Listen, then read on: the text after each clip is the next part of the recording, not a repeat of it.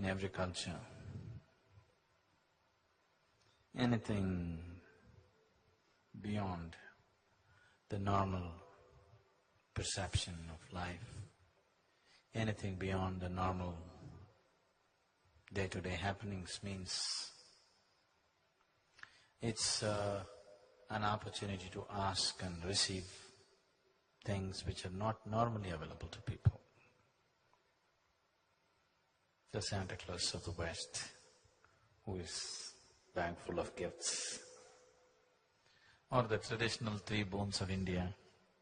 Whenever God appears, he offers you 3 boons. You can ask him what you want.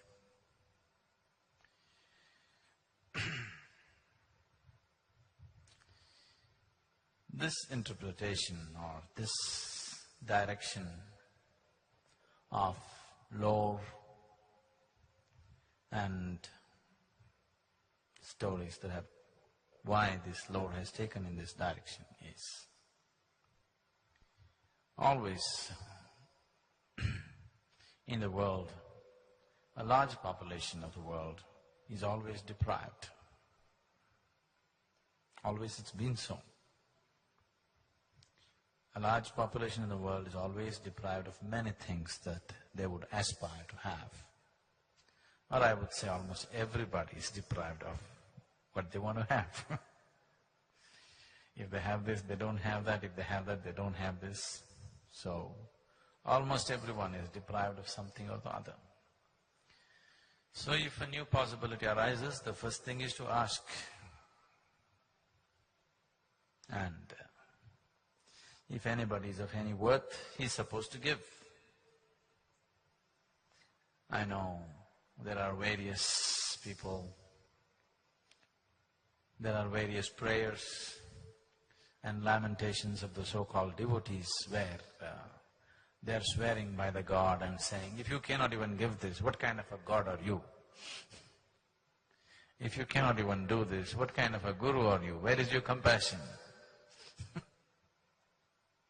In the Shaiva lore, Shiva narrates many stories and incidents to highlight the limitation, to highlight the trouble that one can get into just by giving indiscriminately.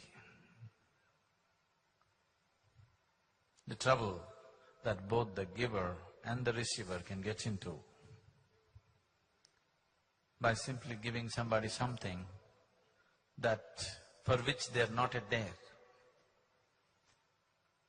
If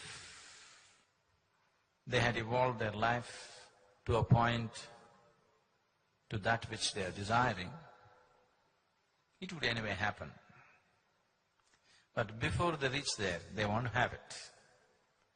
Before you evolve yourself to a point where you're ready to receive something, if you receive something, the great gift may become a great curse.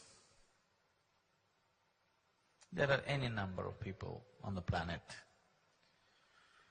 who manage to somehow manipulate situations to get something that they want and suffer immensely because of what they received. They would be better off with the desire, but by fulfilling the desire, they get into deep trouble. So both the giver and the receiver can be in a lot of trouble simply by giving something or by receiving something for which they are not ready.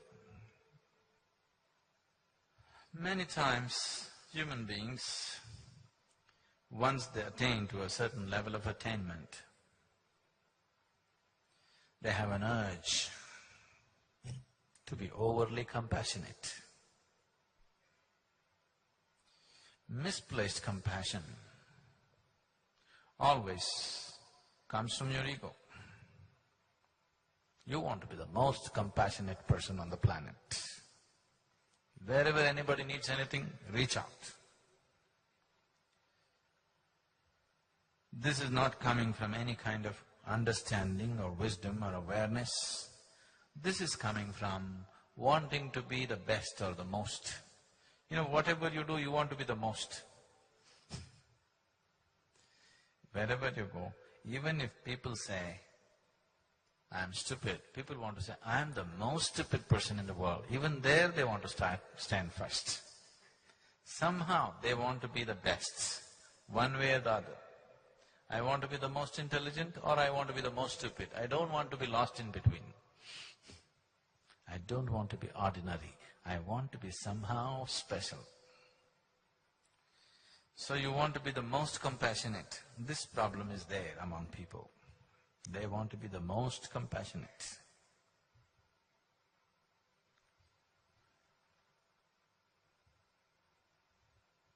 True compassion is not about giving or taking. True compassion is just doing what's needed. You have no preferences of your own. Simply doing what's needed is compassion. You revving yourself up into a huge amount of emotion and reaching out to somebody is not compassion. This is just self-satisfaction, devious ways to fulfill yourself. Compassion is possible. Genuine compassion is possible when there is nothing to fulfill in you, you're just doing what's needed. But always, if you get into a deep emotion and do something, you think that was a very compassionate moment. No, you are seeking self-fulfillment. I'm not saying anything right or wrong, it is still coming from a certain inadequacy. So one overly compassionate sage who was indiscriminately disposing of people's needs because of his austerities, he had attained to a certain capability and he was giving it away. So one day Shiva called him and tried to advise him. See, this is not good. The way you are dispensing gifts and boons to other people, this will not bring well-being to you or to the people whom you give. It may bring you much trouble, it may bring him much trouble, or both of you much trouble. So, stop giving these boons. People come and ask, it's okay, you don't have to give. Parvati, Shiva's wife, who was sitting there, she said, oh my Lord, how is this possible? As it is, there are very few givers in the world. As it is, there are very few people who are willing to give anything in the world. And the few men who are giving, you are trying to restrain them also. What is the point?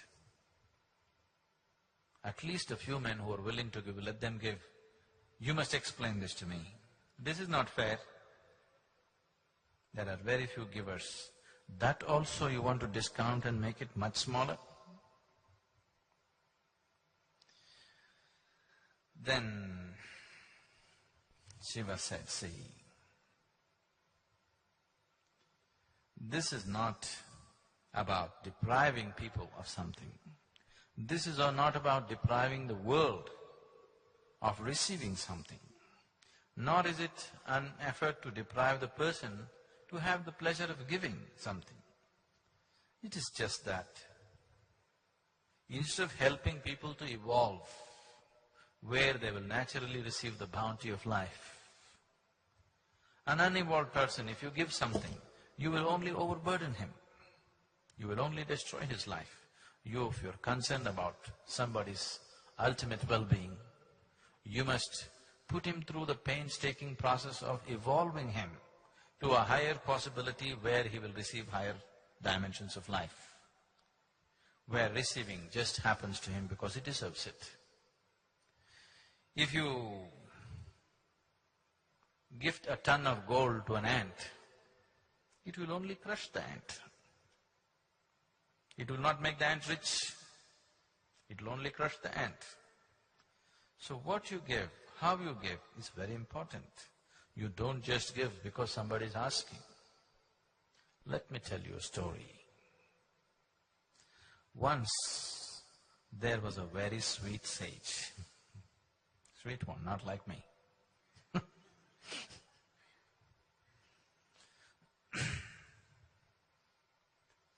And he sat in his cave in the mountain and was into very stringent austerities, eating simple food, always focused on his sadhana. One day a king came hunting in the forest, then he found this cave, came inside and saw the sage totally absorbed in his meditation. He bowed down to him and he was thirsty, he wanted to drink water. He looked around, there he found a real mean-looking vessel, a real mean-looking vessel. We don't have such a thing in ashram. We dispose of the mean-looking ones, whether they're vessels or people or whatever.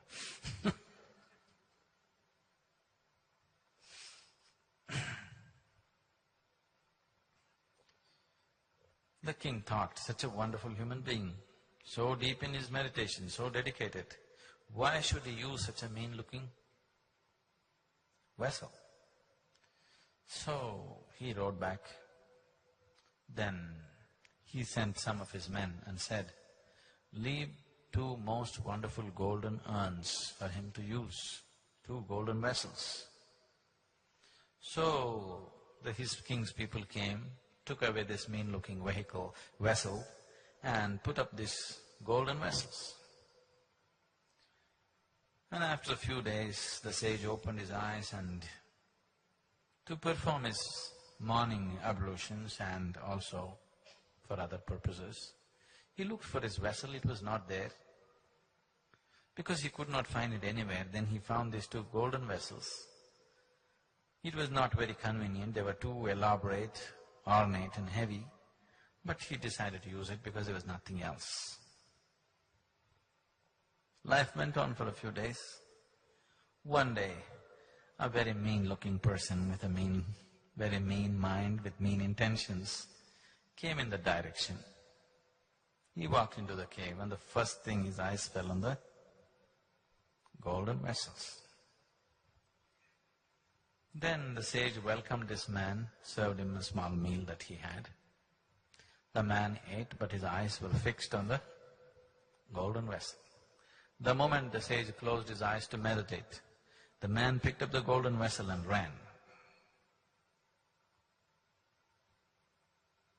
When he ran, the sage saw in his meditation this man running away just with one golden vessel. Then the sage ran behind him. Both of them ran. The man saw the sage coming and ran faster and faster. But because of all this yoga, the sage could run faster. By the time the thief reached the town, the sage caught up with him. Then that man, he was too tired to do anything else. He placed the golden vessel at the sage's feet and said, "Forgive me." People gathered around them. The sage said, "No, I had one more. You just forgot to take the other one. I just came here to give you the other one." And the man didn't know what to do. And the people who looked at this whole scene really humiliated the man, because he stole from such a man who is running behind him to give him the other vessel that he missed out. The sage went back. He went back and he started looking for his old vessel. He searched the whole cave everywhere, here, there. In the process of turning everything around, he pulled out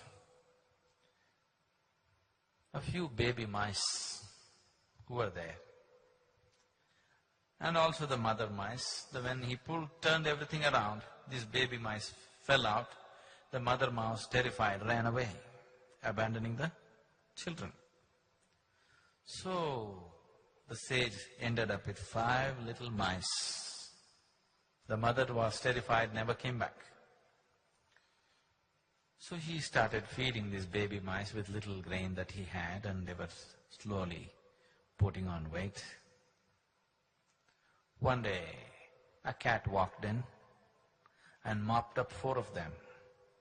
The 5th one, the willy one, went and hid in a corner and escaped. But 4 of them, the cat mopped it up. Then this one mice, he was feeding it and making it grow. Then one day the cat came. He chased away the cat.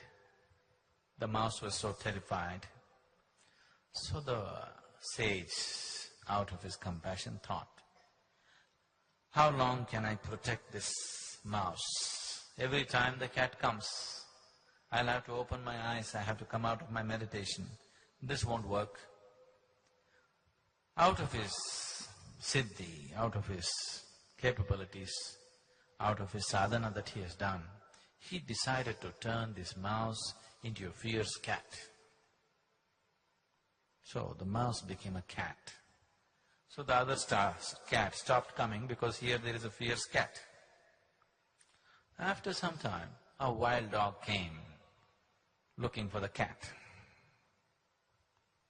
Then he chased away the wild dog, but the wild dog hung around, waiting for an opportunity to get the cat. Then he thought this doesn't work, and again he used his powers, turned the cat into a dog. Then the dog was fine for some time, and the dog likes to roam around. One day he came running into the cave with a tail in between his legs.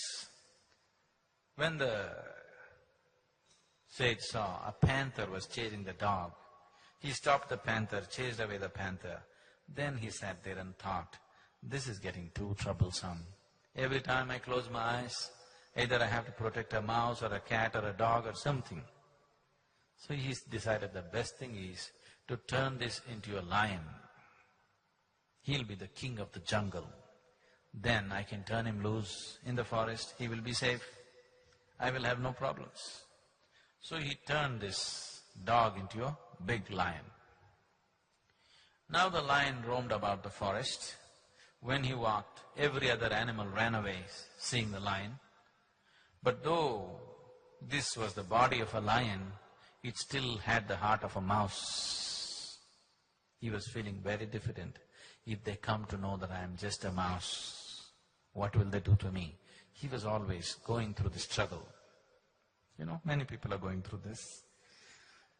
They are in the society, in the world, they are like lions, but inside they are like mice. They are constantly struggling within themselves, always. Whenever a person is placed in a situation which is beyond his writ or want, then that person will suffer so much insecurity and fear. Because of this fear, in his mind, so many evil thoughts will arise. This happens every other day in the world. All the time it's happening. It happens here also in the ashram. If you give somebody which is beyond their want, if you give somebody which is beyond their capabilities, if you give somebody beyond what they deserve, suddenly they become so mean-minded because somewhere inside they are small, they have to put on the big act.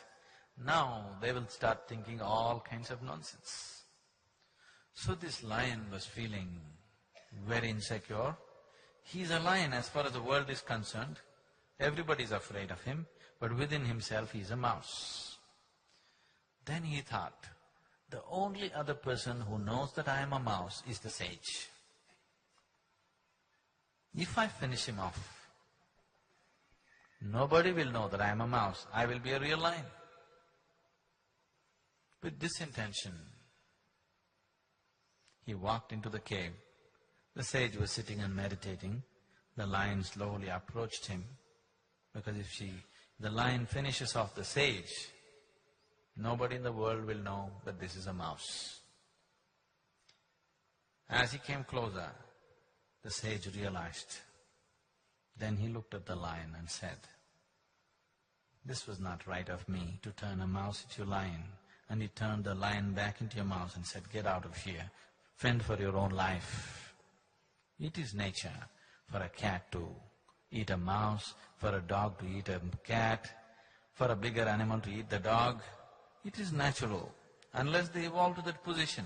If you give them that position, they will only suffer, and they will bring suffering upon everybody. So Shiva went on with the story, and he went further. I will stop here.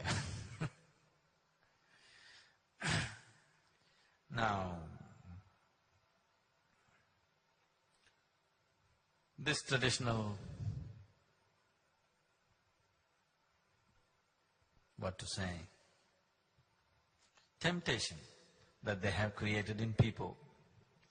If you ever see a holy person, if you ever see a sage or a saint, first thing is ask for what you want, it will happen.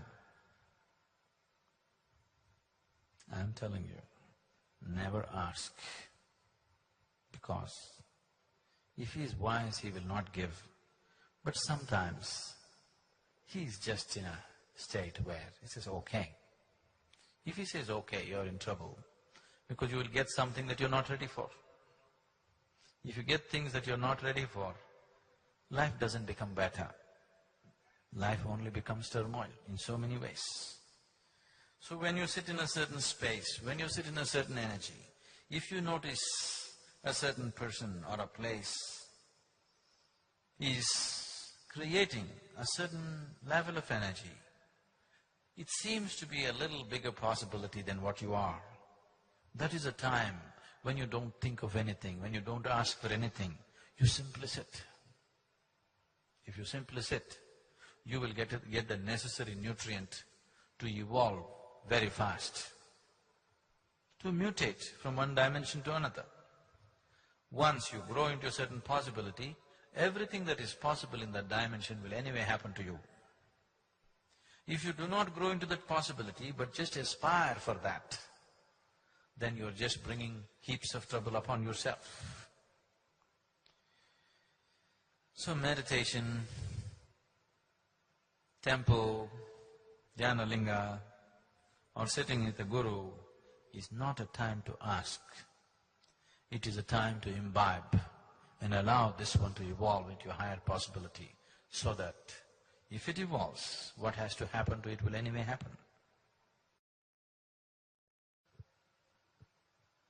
Sadhguru, I feel that there's a very fine line between being trustful and being naive. How can I manage this? Which one are you?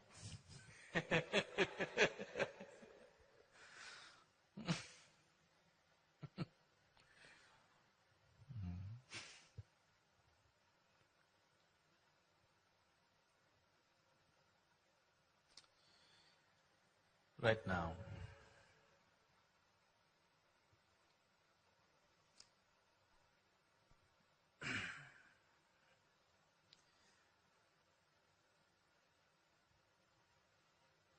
a month ago I was in Hyderabad. After I spoke in one of the meetings, the local newspaper next day reported, Sadhguru denies God. Headlines, they put. The heading of the article was, Sadhguru denies God or something like that. And it went on to describe how I deny God. Why this thing is happening is simply because instead of using your naivete, I am constantly trying to help you to be doubtful about everything. Because I'm telling people, anyway you have a doubt about everything, you don't trust anybody in your life, please see this. You don't really trust anybody in your life. Even people with whom you have lived for 10 years, 20 years, if they do one act that you cannot understand, immediately all kinds of suspicion will arise about them, isn't it? Yes or no? If they do just one thing that you cannot understand, any number of suspicions will come in your mind. A guru is always a suspect.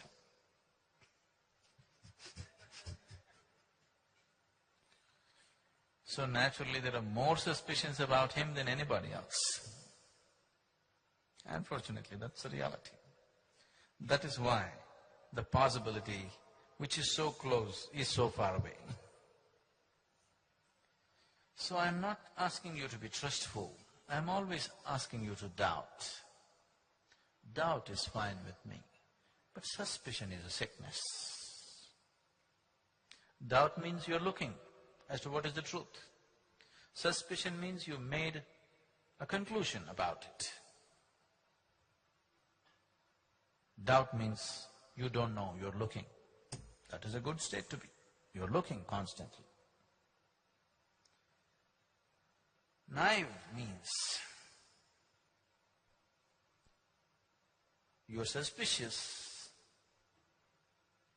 and constantly wondering, is the other person much smarter than me? And still taking me for a ride in spite of all my suspicions? These people think they are naive. They are actually suspicious. But they're constantly wondering that the other person may be so much smarter than them and still taking them for a ride. Isn't it so? There is no really naive person in the world. They are suspicious people who are dumb. Dumb and suspicious. Suspicion is not intelligence. In fact, the lower the level of your intelligence, more suspicious you are in your nature. Somebody who's intelligent naturally trusts people around him, at least in the day-to-day affairs. People who have a small mind are suspicious about everybody around them. Have you noticed this? The less intelligent they are, the more suspicious they are always. Because they can't figure out one thing from the other. They're constantly afraid that somebody will misuse them. They're constantly fear that somebody is going to take them for a ride. So they will be very suspicious, but they're clueless. So they call themselves naive. They're not naive. They're suspicious, but with the brains of a caterpillar. Now, the question is, how do I know whether I'm being taken for a ride or not? Let's come directly to it. Isn't it? That's a question, isn't it? Let me tell you, you are being taken for a ride.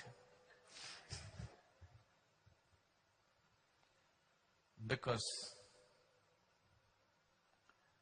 you are still not yet in that stage where I can either expose or impose or even tell you what it is about. It is like, I don't know if you've seen, but you come from a Asian family, you might have seen. In India especially, mothers have a whole technology as to how to stuff the child with more food than he would normally eat. You know? You know this technology? Now, they will take so much rice and whatever in the plate. The child says, no, this is too much, I'm not going to eat that. So, okay, you eat one half of it. This half, as the child begins to eat, they'll mix everything together again. Let's say the child has eaten half of this half. Then they'll mix this thing together and then again make it, child says, no, it's too much. So again make it half. Okay, only half I'll give you. Again make it half. Like this they will go on doing. And in the end, showing kakama, guama, chandamama, this one, that one, all kinds of distractions. And unknowingly the child will eat up the whole plate full of rice. Definitely the mother is taking the child for a ride, isn't it? Yes? Similarly, the Guru is also constantly taking his disciples or devotees for a ride. Because if you really tell them what they're supposed to swallow, they will just say, this is impossible, and they will run away. So, because you like everything in installments, I'm taking you for a ride in installments. But it'll never happen in installments. It is whole or nothing. But your willingness comes in installments. Do you see, the first day you arrived at the introductory, what level of willingness you were, and today what level of willingness you are? Slowly we have taken you for a ride, isn't it? Making you little more willing, little more willing, little more willing. The way I am talking to you today, if I had spoken to you on that day, you would have left, never to see my face again. Isn't it so? So we are taking you for a ride.